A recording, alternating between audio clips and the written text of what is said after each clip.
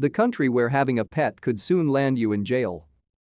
He looks at me with his innocent and beautiful eyes. He is asking me to take him out for a walk, but I don't dare. We will get arrested. Mahsa, who has a dog, is referring to a new wave of arrests of pet owners and seizures of their animals in the Iranian capital, Tehran. Police there recently announced that walking dogs in parks was a crime.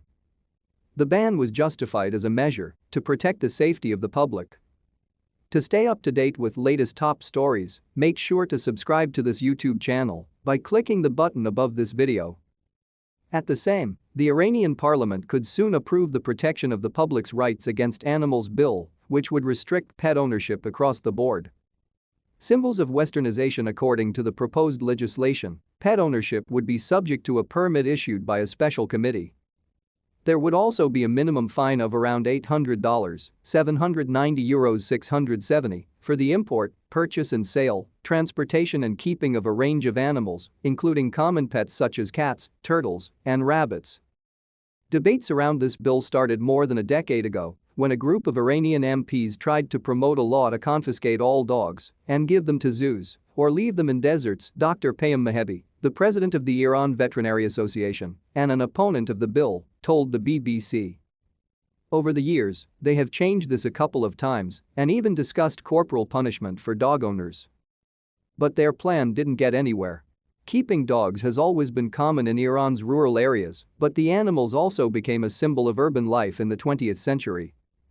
Iran was one of the first countries in the Middle East to pass animal welfare laws in 1948, and the government funded the first institution to enhance animal rights. Even the country's royal family had dogs as pets. But the 1979 Islamic Revolution, which saw Shah Mohammad Reza Pahlavi overthrown, changed many aspects of life for Iranians and their dogs. The animals are considered impure in Islamic tradition. In the eyes of the new regime, dogs also became a symbol of the Westernization that it sought to curb. There has not been a solid regulation around owning dogs, Dr. Ashkan Shamarani, a Tehran-based veterinarian, told the BBC.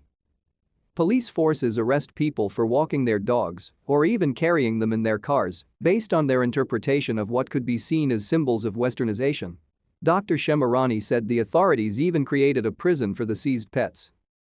We heard loads of horror stories from that place, he added. The animals were kept for many days in open areas without proper food or water, while the dog owners were going through all kinds of legal trouble. Iran's economic woes following years of Western sanctions have also played a part in the new bill. Authorities have banned imports of pet food for more than 3 years as part of a push to preserve the country's foreign currency reserves.